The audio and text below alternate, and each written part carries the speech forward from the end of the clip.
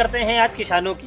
आप देख रहे हैं कि किसान किस कदर पिछले 3 माह से शांतिपूर्ण तरीके से दिल्ली के चारों तरफ जो बॉर्डर है उन बॉर्डरों पर शांतिपूर्ण तरीके से आंदोलन कर रहा है।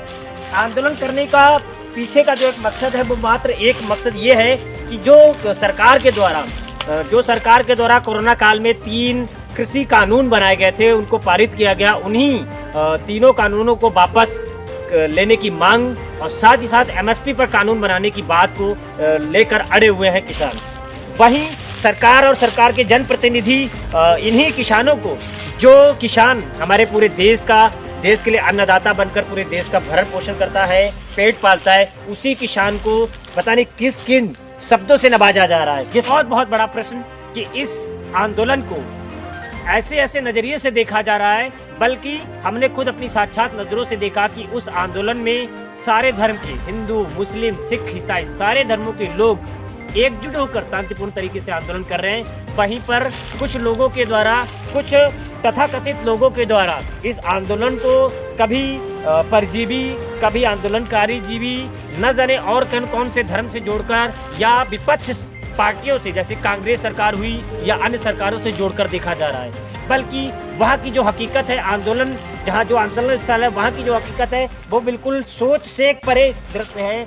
जैसे कि आपने देखा, हमेशा की तरह जब भी कोई प्रलय आती है, जब भी कोई प्राकृतिक आपदा आती है, जब भी कोई बाढ़ आती है, जब भी सूखा पड़ता है, तो उन परिस्थितियों पर जिस तरीके से ने देखा आपने कि सिख कम्युनिटी के लोग सेवा भाव के लिए किस तरीके से लगे होते हैं। अपने सेवा भाव से, अपने निजी खर्चे से वो ना जाने कितने दिनों तक लंगर की सेवा चलाते हैं, ना जाने कितने दिनों तक वो अन्य तरीके की सेवाएं उपलब्ध कराते हैं, जिसमें कपड़ा भी होता है, रहन सहन की व्यवस्था होती है, मकान की उचित व्यवस्था होती है, साथ में ही खान पीने की व्यवस्था भी होती है। जब ये सिख कम्युनिटी हमेशा प्राकृतिक आपदाओं या अन्य तरीके की जो भी आपदाएं आती है या सूखा पड़ता है, उन परिस्थितियों में आम नागरिक के लिए एक बिल्कुल फरिश्ता बनकर साबित होता है, फरिश्ता बनकर आता है और उनको सारी सुविधाएं मुहैया कराती है। जो सुविधाएं सरकार को देनी चाहिए वो सुविधाएं मुहैया कराता है। तब इन्हीं सिख के धर्म के लोगों को बहुत बड़ा फरिश्ता कहा जाता है। लेकिन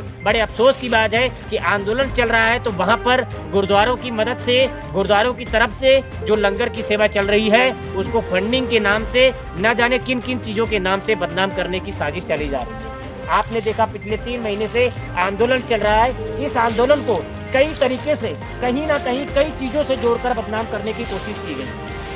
पहली कोशिश 26 जनवरी को आपने देखा कि किस तरीके से समुदायों के द्वारा कैसे करके वहाँ पर जो एक केसरी का झंडा है उसको लहराया गया। बल्कि किसान ऐसा कुछ भी नहीं चाहते थे, किसान तो लाल किले पे पहुंचना भी नहीं चाहते थे, लेकिन दिल्ली पुलिस और सरकार की हठधर्मिता और सहभागिता के चलते कैसे करके किसान किसी भी तरीके से वहाँ दिल्ली कूच कर जाता है। वो एक प्लानिंग के तहत कूच कर जाता है अनजाने में, क्योंकि जो किसान वहाँ मौजूद है वो शहरी नहीं, वो ग्रामीण स्तर का रहने वाला है। उसे वहाँ की चीज़ों के बारे में अनभिज्ञ है, उसे नहीं नॉलेज है कि कौन सी सड़क कहाँ को जाती है।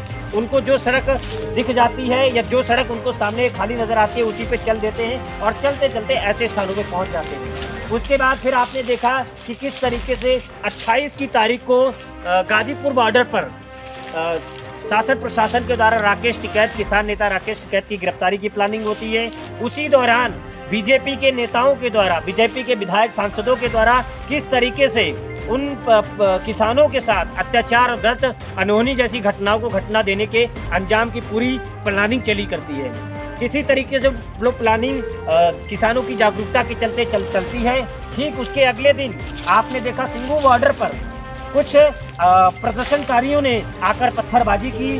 तो स्टार्टिंग में पहले तो गोदी मीडिया और बिकाऊ मीडिया ने उन प्रदर्शनकारियों को स्थानीय लोगों का हवाला दिया कि ये स्थानीय लोग हैं और किसानों से परेशान होकर पत्थरबाजी कर रहे हैं और वहाँ से बॉर्डर खाली करने की बात कर रहे हैं।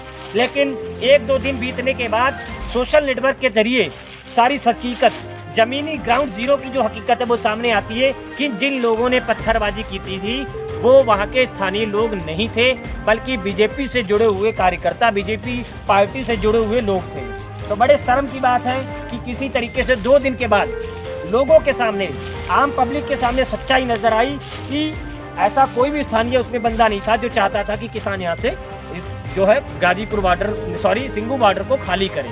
बड़े शर्म की बात है। उसके बाद और भी तमाम तरीके के प्रश्न खड़े किए जाते हैं, तमाम तरीके की साजिशें रची जाती हैं, लेकिन आज तक अभी भी आंदोलन जिस गति से चल रहा था उसी गति में चल रहा है। उसमें विघ्न डालने के सैकड़ों प्रयास किए गए, लेकिन कोई भी प्रयास सफल नहीं हुआ। शांतिपूर्ण तरीके से जो आंदोलन 3 महीने से चल रहा था वो आज भी चल रहा है, केवल इन शर्तों के लिए कि जब तक जो पारित किए गए 3 कानून हैं उनको वापस न लिया जाता है और एमएसपी पर कानून नहीं बनाया जाता है, हम वापस नहीं जाएंगे। जब तक बिल वापसी नहीं तब तक घर वापसी नहीं। तो इन सभी बातों को ध्यान में रखते हुए आप सभी से मेरा निवेदन है कि धर्मवाद या जातिवाद के नाम पर इस किसान आंदोलन को भड़काने का प्रयास किया जा रहा है, बदनाम करने की कोशिश की जा रही है। आप दृढ़ता के साथ, सच्चाई के साथ, शांतिपूर्ण तरीके से डटे रहें और इस आंदोलन को सक्सेस की तरफ, सफलता की तरफ बढ़ाने में अपना एक कदम बढ़ाएं।